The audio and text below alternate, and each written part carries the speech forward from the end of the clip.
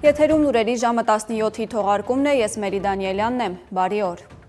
Հանուն հայրենիքի զոհվածների հիշատակի և խոնարհումի օրվա առթիվ ամենայն հայոց կաթողիկոսի հանդիսապետությամբ Մայրաթոռում կատարվել է հոգեհանգստի կարգ։ Եկեղեցականներն ու ներկա հավատացյալ ժողովուրդն աղոթք են բարձրացրել առ Աստված հանուն հայրենիքի իրենց կյանքը զոհած քաջորդիների հոգիների խաղաղության ու հանգստության համար։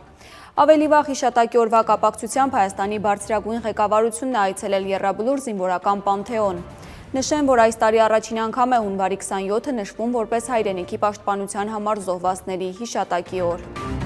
Հանրապետության որոշ ավտոճանապարհներին մերկասառույցը շղթայական ավտովթարի պատճառ է դարձել։ Արագածոտնի մարզում բախվել են 15 տրանսպորտային միջոցներ։ Վթարների հետևանքով ըստ նախնական տեղեկությունների կա 10-ից ավելի վիրավոր, որոնց դուրս են բերել հատուկ տեխնիկայով։ Որոշ հատվածներում վթարված ավտոմեքենաների պատճառով երթևեկությունը դարձել է մասամբ դանդաղընթաց։ Ճանապարհն ամբողջությամբ մառախլապատ է։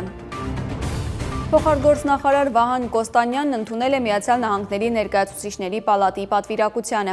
Հանդիպմանը Կոստանյանը կարևորել է Հայաստան-Միացյալ Նահանգներ ռազմավարական հարաբերություններում վերջին ամիսներին արձանագրված շարունակական առաջընթացը։ Օգոստոսի 8-ի Վաշինգտոնի խաղաղության անգագատնաժողովի պայմանավորվածությունների իրականացման ընթացքը, մասնավորապես ընդգծելով օրերս Հայաստանի և Միացյալ Նահանգների կառավարությունների կողմից TRIP ուղի նախագծի իրականացման շրջանակի ընդունումը։ Հիմա տեսնենք, թե հիդրոթերապևտաբաններն ինչ եղանակ են կանխատեսում առաջիկա օրերին։